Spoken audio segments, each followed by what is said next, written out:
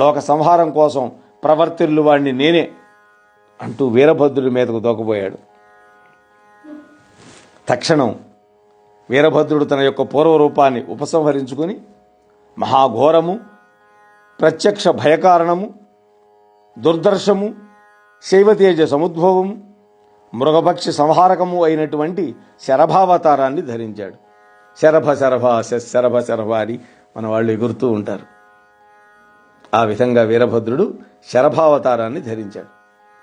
తలభాగము పక్షి రూపంలో, మిగిలిన భాగం 4 కాళ్ళు గల మృగరూపంలో ఉంది. ఆ రూపం పక్షులకు రాజు గరుత్మంతుడు, మృగాలకు రాజు సింహం.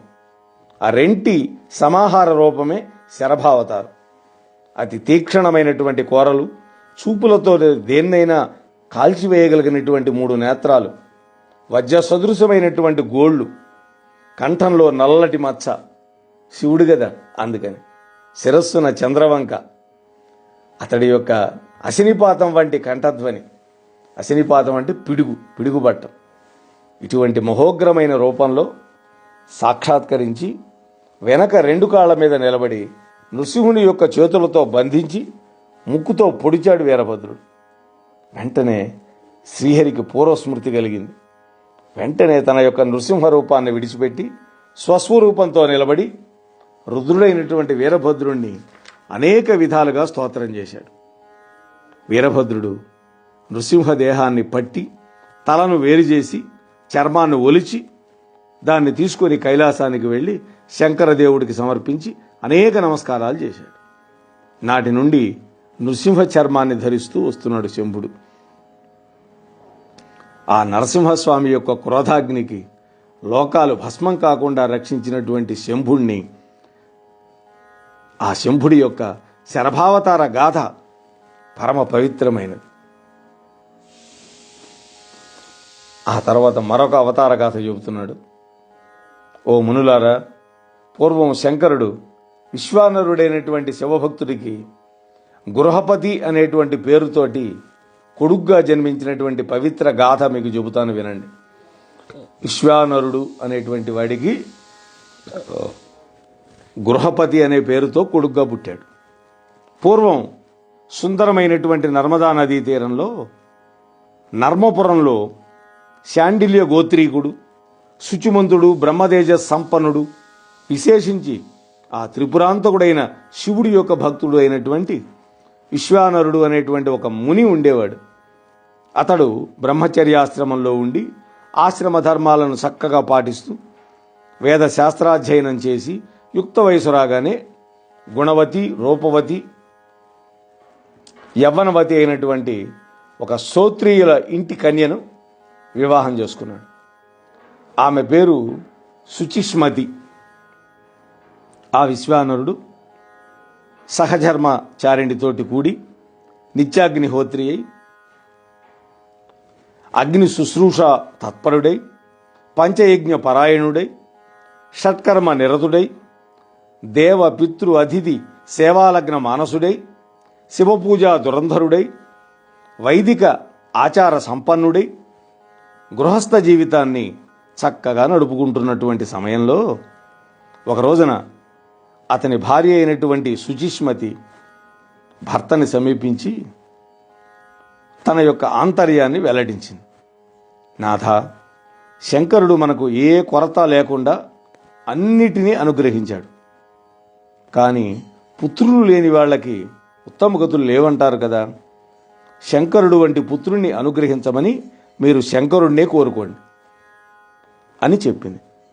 భార్య కోరినటువంటి కోరిక దుర్లభమే అయినా కూడా దాన్ని శంకర దేవుడి యొక్క ఆజ్ఞగా భావించి పరమ పవిత్రమైనటువంటి వారణాసి నగరాన్ని చేరుకున్నాడు విశ్వానరుడు.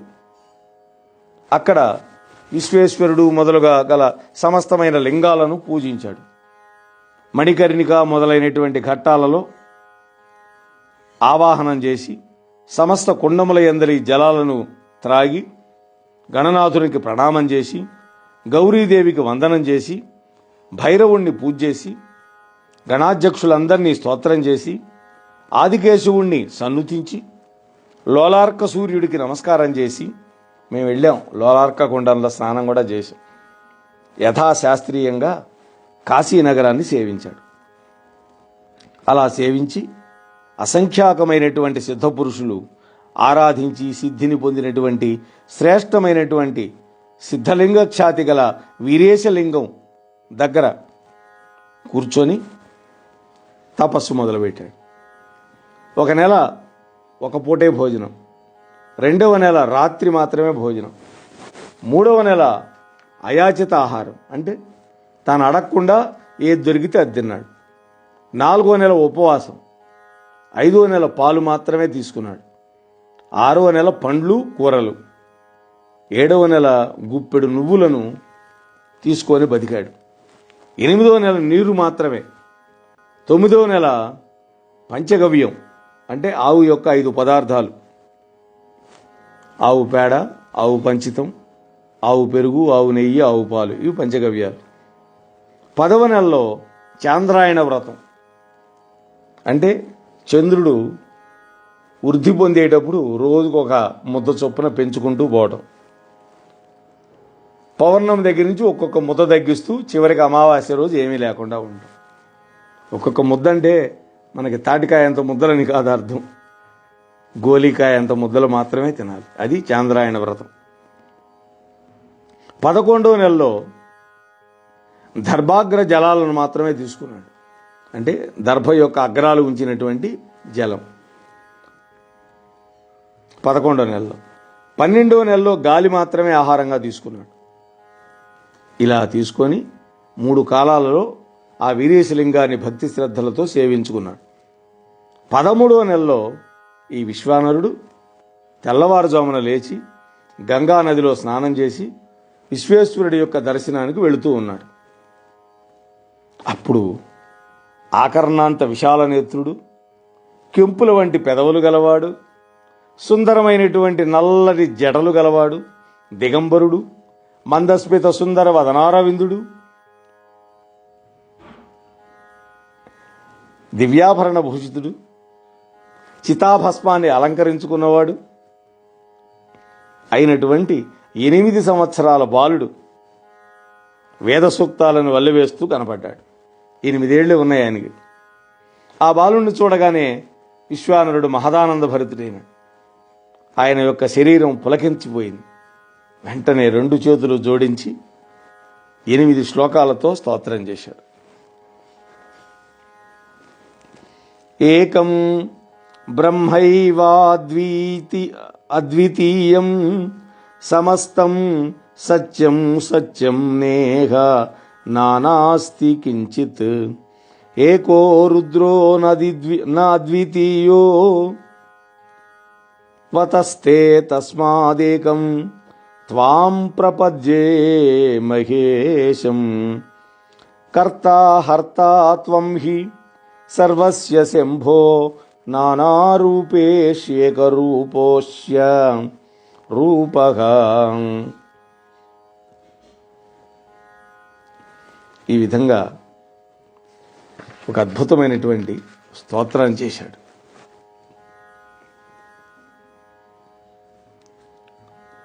ఆ స్తోత్రం చేసి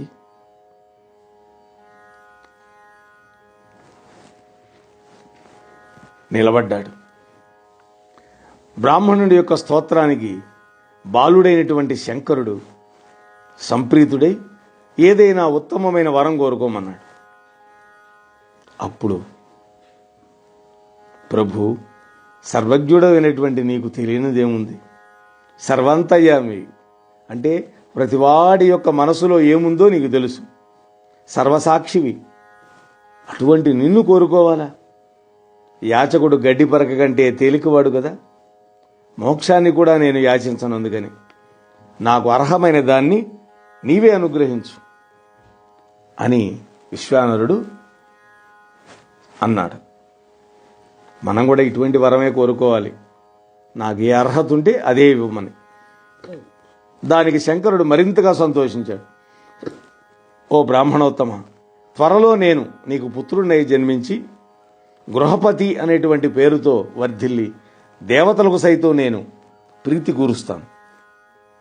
సంతానార్థులైనటువంటి దంపతులు ఈ యొక్క అభిలాష్టకాన్ని గనక పఠిస్తే తప్పకుండా వాళ్ళకి పుత్ర సంతానవంతులు అవుతారు అని వరమిచ్చి అదృశ్యమైనాడు.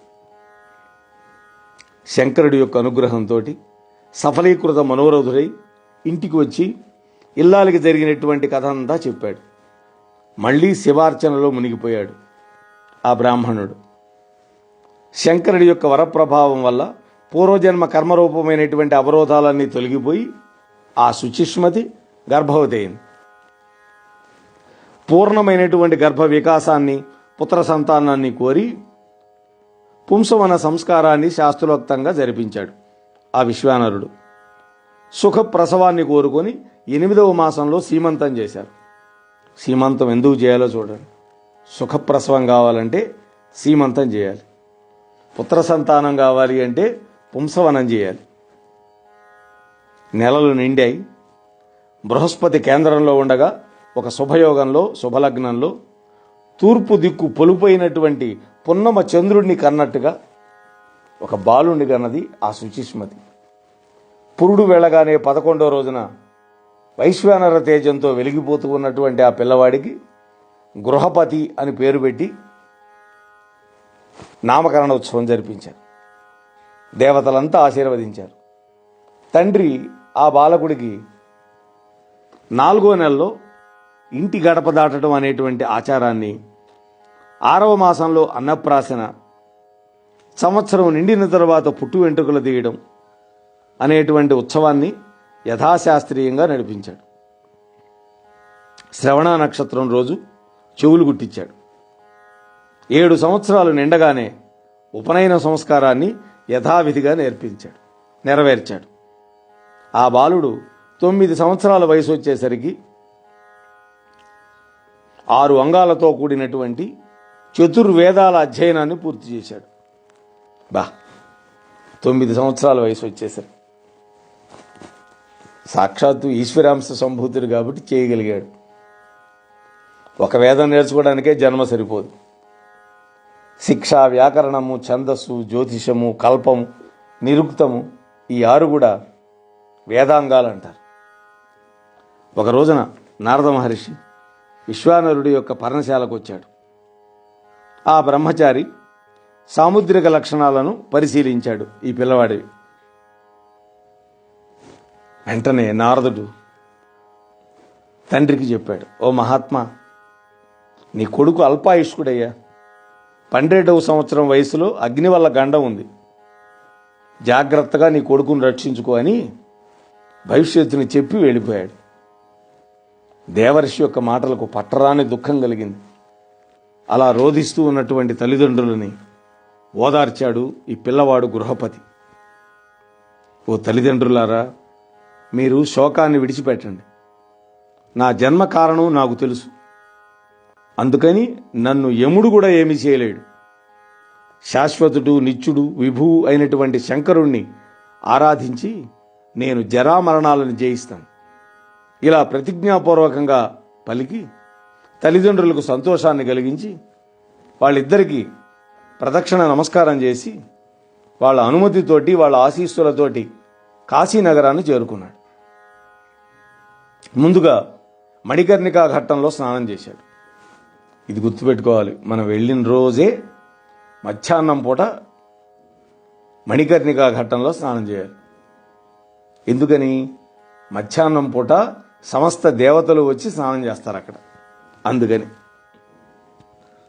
అలా స్నానం చేసి విశ్వేశ్వరుణ్ణి సేవించుకొని అనుకూల ప్రదేశంలో ఒక ఆశ్రమాన్ని ఏర్పాటు చేసుకొని తనకెదురుగా ఒక లింగాన్ని స్థాపించుకొని తపశ్చర్యకి ఉపక్రమించాడు. అంతరంగ పూజా విధానం వల్ల అన్ని వేళల్లో శంకరుణ్ణి అర్చించాడు. అంటే మానసిక పూజ, అంతరంగ పూజ అంటే. ఓ మహర్షులారా, ఆ అంతరంగిక పూజ ఎట్లాంటిదంటే చెప్తున్నాడు, మనం కూడా వినాలి. ముందుగా అంతరంగంలో శివధర్మాన్ని దృఢంగా నిలుపుకోవాలి. అదే మూలకందం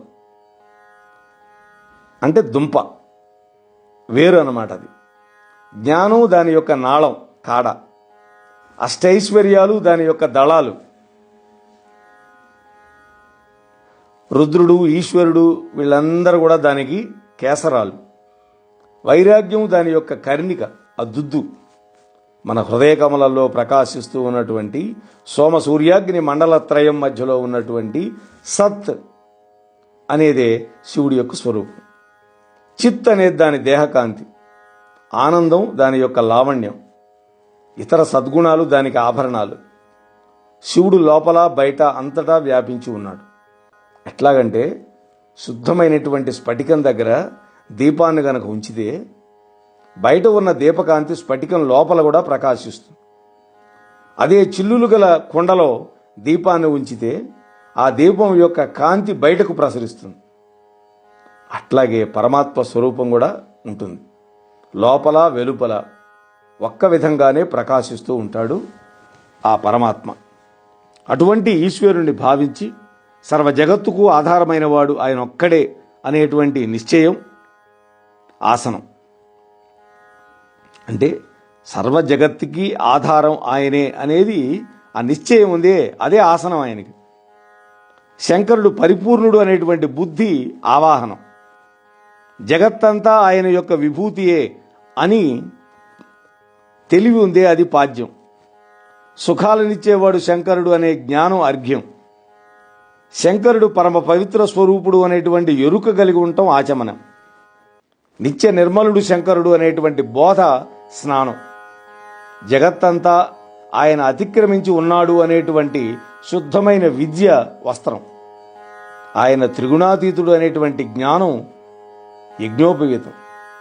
చైతన్యమే ఆయన యొక్క స్వరూపం అనేటువంటి తలపోత ఆయనకు మనం సమర్పించే ఆభరణం. శంకరుడు చిత్స్వరూపుడు అనేటువంటి బుద్ధి గంధం. కారుణ్యం అక్షతలు. ప్రణవం పంచాక్షరీయులు ఆయనకు పుష్పాలు.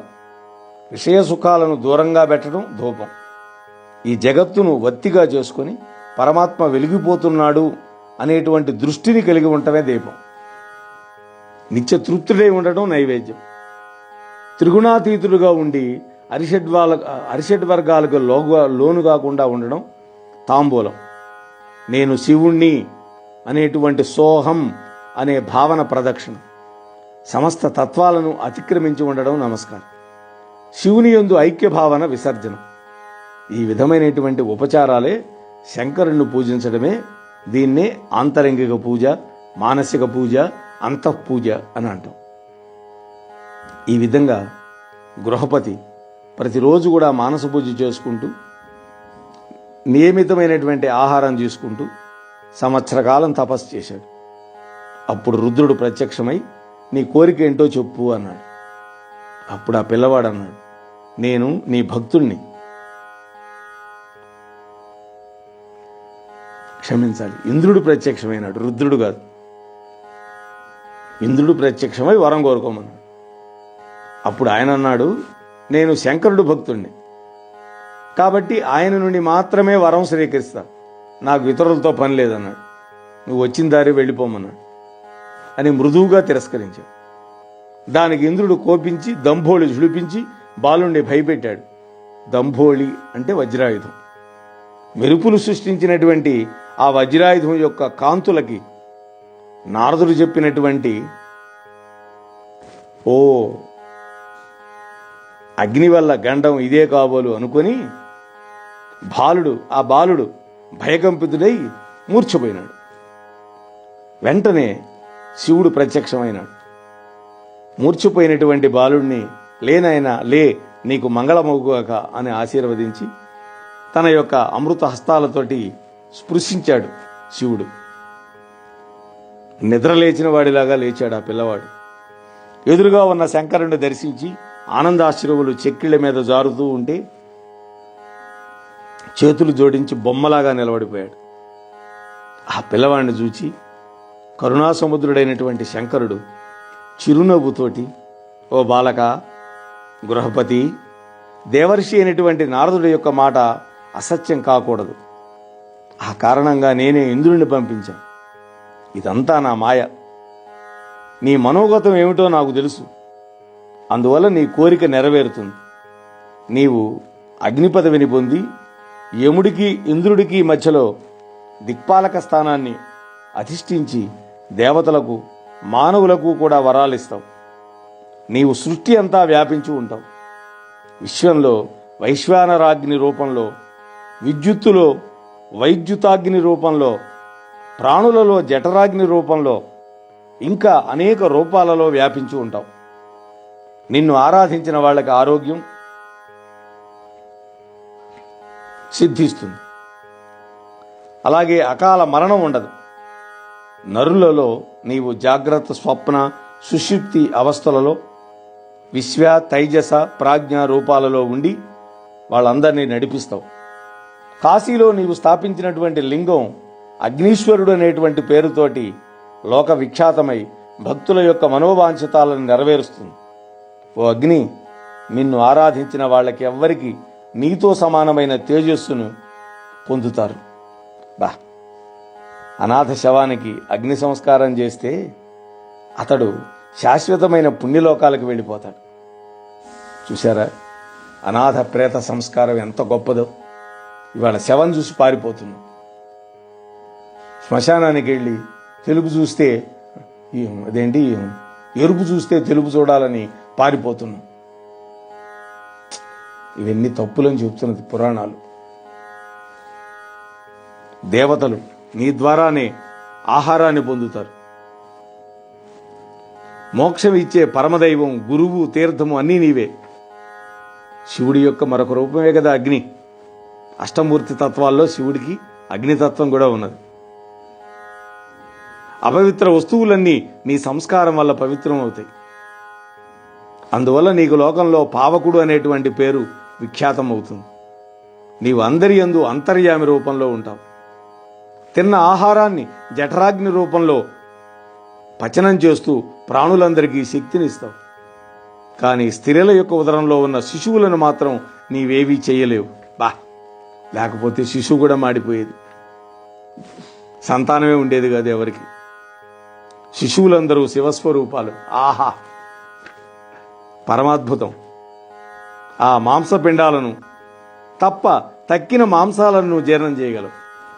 అందుకనే చూడండి, కడుపులో ఉన్న మిగతా ఆహారం జీర్ణం అవుతోంది, కానీ ఆ పిండం జీర్ణం కావటం. నా తేజస్సు, నా దాహశక్తి కూడా నీవే. 3 లోకాలకు ప్రభువైనటువంటి నా 3వ కంటి తేజస్సుకి ప్రత్యక్ష స్వరూపానికి నీవే. నీవు భక్షించిన వాటిని మాత్రమే దేవతలు పూజిస్తారు. ఇలా అగ్నికి అనేక వరాలిచ్చి అంతర్ధానమైన రుద్రుడు శివుడి యొక్క లలాటాగ్ని నుండి భూమి మీద అవతరించినటువంటి ఈ అగ్ని సాక్షాత్కరించినటువంటి గాథ పరమ పవిత్రమైనది.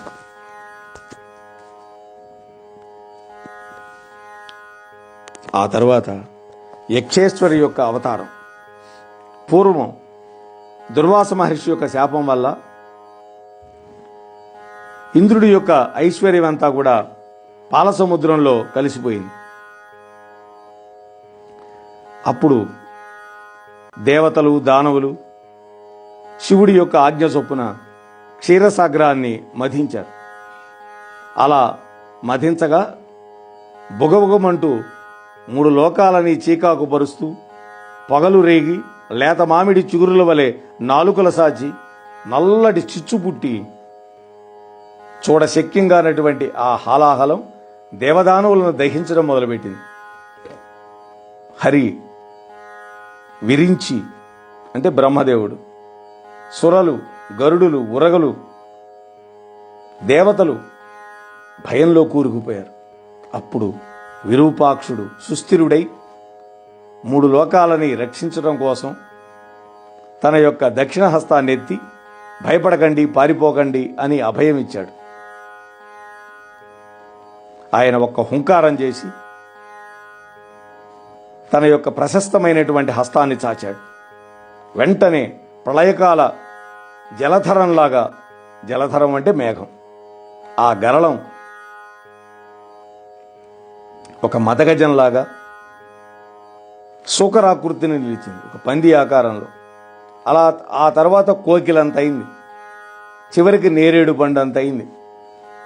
మొట్టమొదట ఏనుగంతుంది ఆ గరళం, ఆ తర్వాత ఒక పంది అంత అయింది, ఆ తర్వాత ఒక కోకిలంత అయింది, ఆ తర్వాత నేరేడు బండ అంత అయి ఉండై హస్తం మధ్య చుక్కలాగా నిలబడింది. ఘటికా సిద్ధుడు రసఘటికను మృంగినట్లుగా, గుటిక అంటే మాత్ర,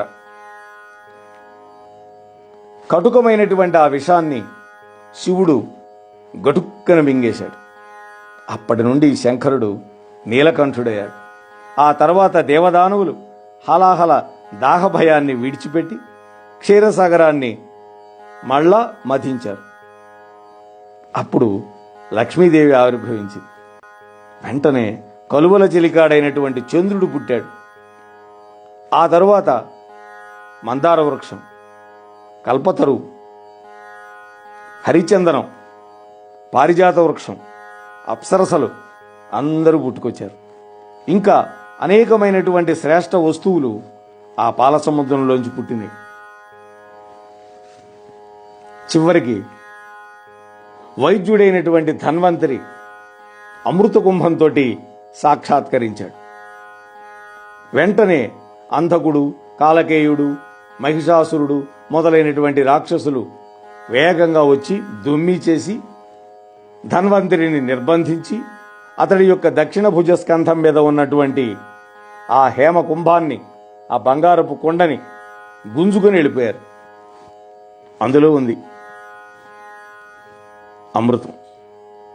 దేవదానవులకు వారిలో వాళ్ళకి కలహం పుట్టింది. ఆ కలహం గొప్ప ద్వంద్వ యుద్ధానికి దారితీసి ఆ యుద్ధంలో చంద్రుడు రాహు చేత పీడితుడై శంభుని యొక్క శరణు వేడగా ఆయన శీతకిరణుణ్ణి అంటే ఆ చంద్రుణ్ణి తన యొక్క శిరోభూషణంగా ధరించాడు. వెనువెంటనే రాహువు వచ్చి శంకరుణ్ణి సాదరంగా స్తోత్రం చేశాడు. అప్పుడు భక్తవత్సలుడైనటువంటి ఆ శివుడు రాహు యొక్క తలని, కేతువుని తన మెడలో అలంకారంగా ధరించాడు.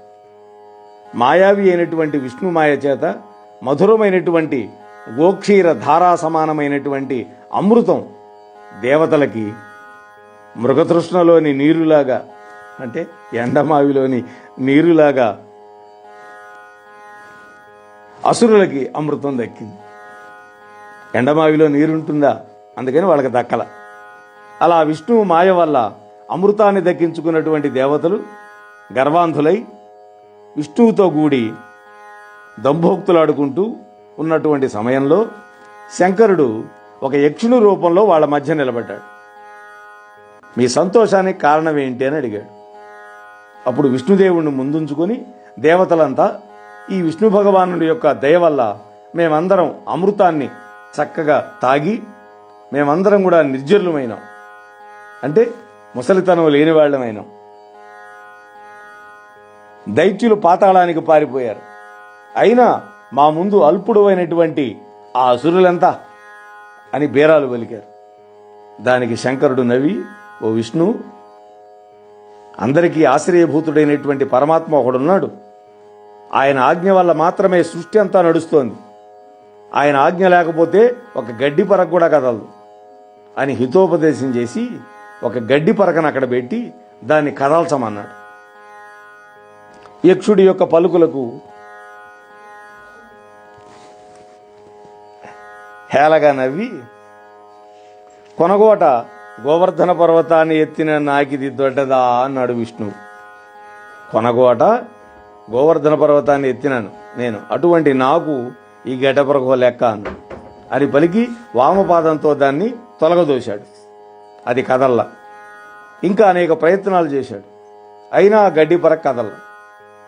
నాడు వరాహావతారం వేళ ధరామండలాన్ని ఒకే ఒక ఒక దంష్ట్ర మీద, కోర మీద ధరించినటువంటి విష్ణువు ఆశ్చర్యపోయాడు. సరిగంచు మేలు జలతారు ఉత్తరీయాన్ని నడుము కట్టాడు. అంటే ఏదైనా బలమైంది ఎత్తాలి అంటే నడుము గుట్టగట్టుకుంటాం మనం. దిక్కులు వ్రక్కలించగా కంఠ హుంకారం చేశాడు. 4 భుజాలను అప్పళించాడు. పాదఘట్టనం చేత ధాత్రిని అదలించాడు, భూమిని.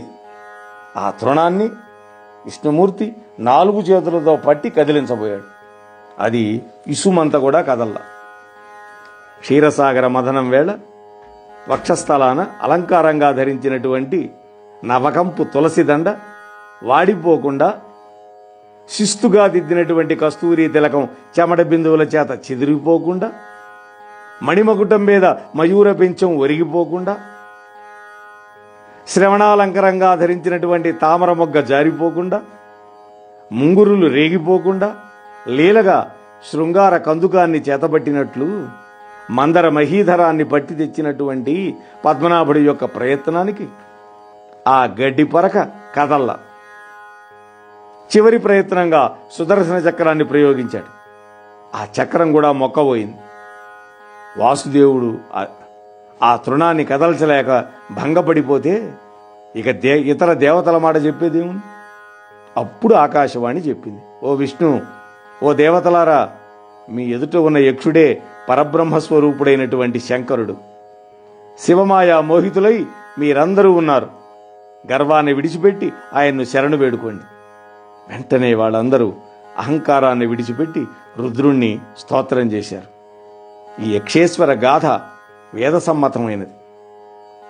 ఈ అవతార గాథ ఉపనిషత్తుల చేత ప్రతిపాదింపబడినటువంటి జ్ఞానరూపమైనది ఈ కథ అని ఈ కథకి ఫలశ్రుతి కూడా అందించాడు. మరి ఆ తరువాత శివుడి యొక్క దశావతారాలు, ఏకాదశ రుద్రుల అవతారాలు, దుర్వాసుడి యొక్క అవతారం, ఇటువంటివన్నీ కూడా ఈశ్వర అనుగ్రహంతో రేపటి రోజు మీతో మనవి చేసే ప్రయత్నం చేస్తాను. అంతవరకు స్వస్తి. మోహనవాణి తెలుగు పోడ్కాస్ట్ ఛానల్ ని లైక్, షేర్, సబ్స్క్రైబ్ చేయండి. ప్రక్కనున్న గంటను మ్రోగించండి.